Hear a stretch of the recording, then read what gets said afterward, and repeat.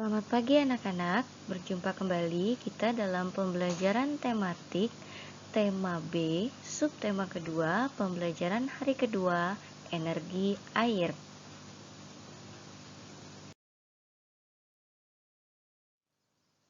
Tujuan pembelajaran kita hari ini yang pertama, dapat menjelaskan manfaat sumber energi air. Yang kedua, dapat menjelaskan cara kerja kincir air. Yang ketiga, dapat membuat kincir air dari bahan sederhana. Yang keempat, dapat menjelaskan sikap-sikap yang harus ditunjukkan dalam melaksanakan kewajiban. Yang kelima, dapat menjelaskan manfaat melaksanakan kewajiban dengan rasa tanggung jawab. Dan yang keenam, dapat melaksanakan kewajiban dengan rasa tanggung jawab.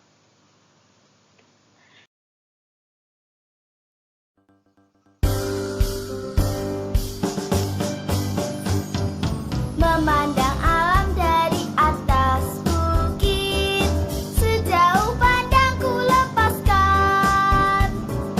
Sungai tampak berliku, sawah hijau terbentang, bagai permadani di kaki langit.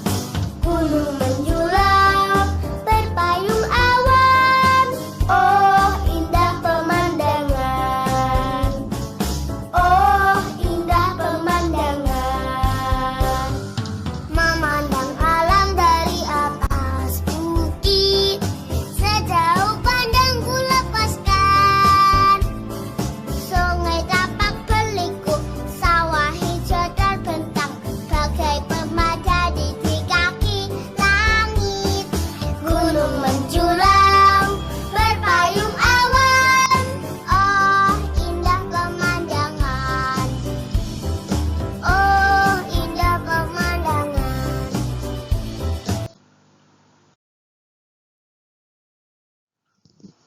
Setelah kita menyanyikan lagu pemandangan, kita akan membahas tentang manfaat energi air. Apa manfaat energi air yang kalian ketahui? Yang pertama, energi air dapat dimanfaatkan untuk PLTA. PLTA adalah pembangkit listrik tenaga air. Yang kedua, energi air juga dapat dimanfaatkan untuk olahraga arung jeram. Yang ketiga, energi air dapat dimanfaatkan untuk mendayung. Dan yang keempat, energi air dapat dimanfaatkan untuk sarana transportasi.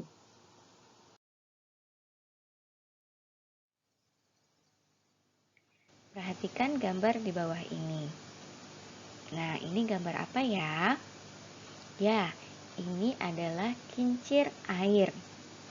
Kincir air ini biasanya dibuat atau dibangun di dekat sungai atau di sungai. Kincir air ini dapat merubah energi air menjadi energi listrik.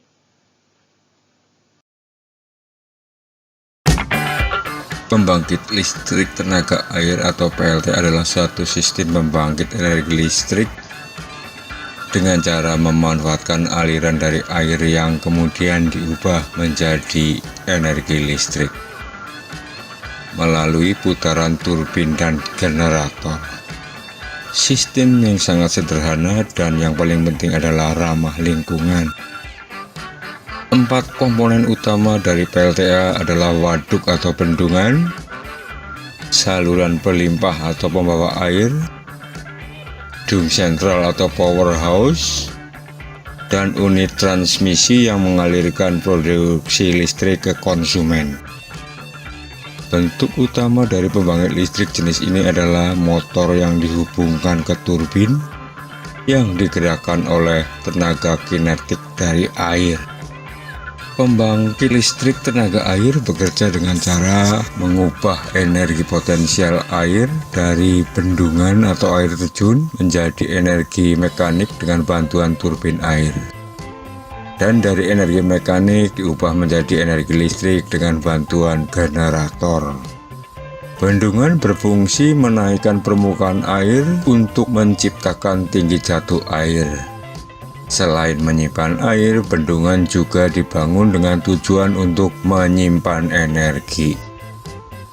Intake adalah pintu air yang berguna untuk memasukkan aliran air menuju turbin melalui pipa pesat.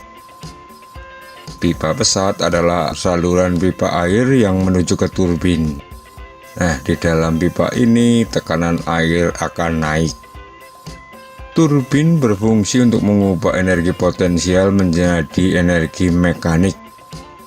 Air akan memutar sudut-sudut dari turbin sehingga turbin berputaran. Perputaran turbin ini kemudian dihubungkan ke generator. Generator yang terhubung ke turbin dengan bantuan poros dan gearbox memanfaatkan perputaran turbin untuk memutar kumparan magnet dalam generator, sehingga terjadi pergerakan elektron yang menghasilkan arus AC. Trafo digunakan untuk menaikkan tegangan arus bolak-balik agar listrik tidak banyak terbuang saat dialirkan melalui transmisi.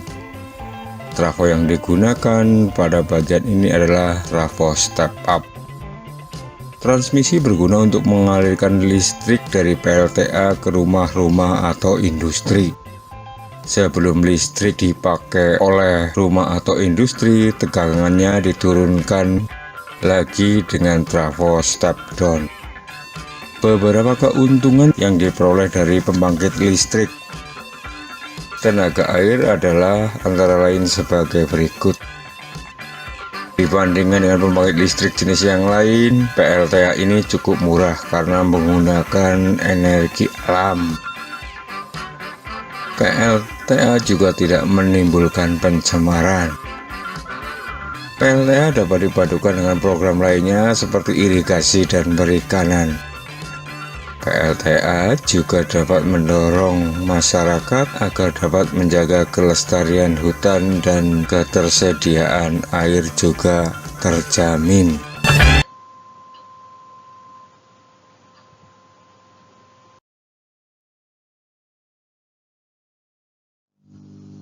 Setelah kita menyimak video pembelajaran tadi, kita dapat membuat kesimpulan mengenai cara kerja kincir air. Yang pertama, kincir air dihubungkan dengan turbin dan generator. Yang kedua, kincir air bergerak, maka turbin pun bergerak. Yang ketiga, gerakan turbin ini kemudian diubah oleh generator menjadi energi listrik. Dan yang keempat, aliran air mengenai baling-baling sehingga baling-baling pada kincir air berputar. Nah, buatlah kincir air sederhana.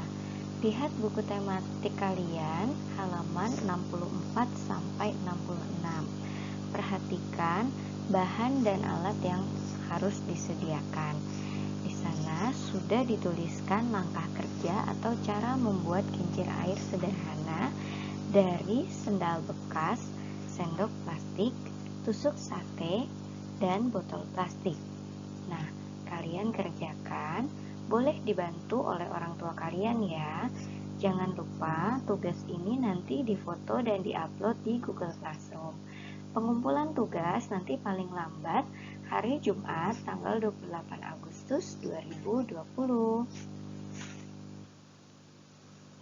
Nah, sekarang kalau kalian sudah memperhatikan alat dan bahan untuk membuat kincir air, sekarang coba kita buka halaman 66.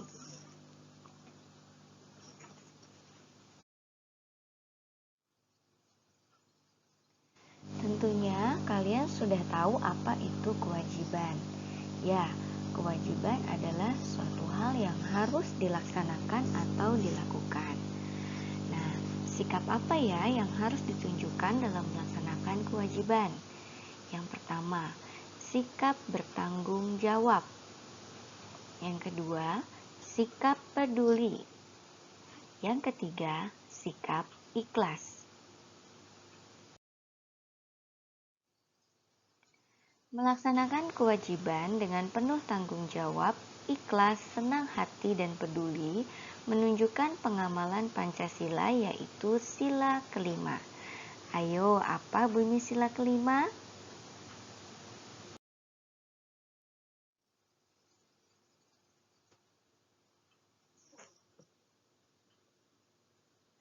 Melaksanakan kewajiban dengan rasa tanggung jawab sebagai pelajar.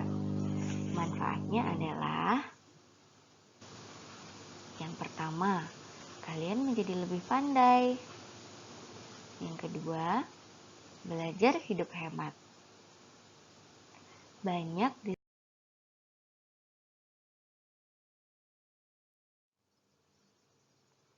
Sebagai warga sekolah, kita memiliki kewajiban untuk berhemat.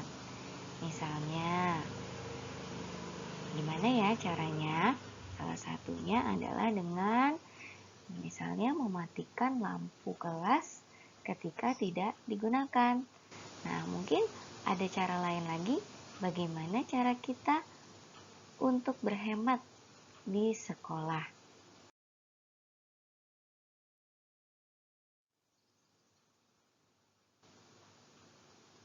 Yang pertama tadi sudah Ibu bilang, mematikan lampu kelas setelah selesai digunakan. Yang kedua, menutup keran air setelah selesai digunakan.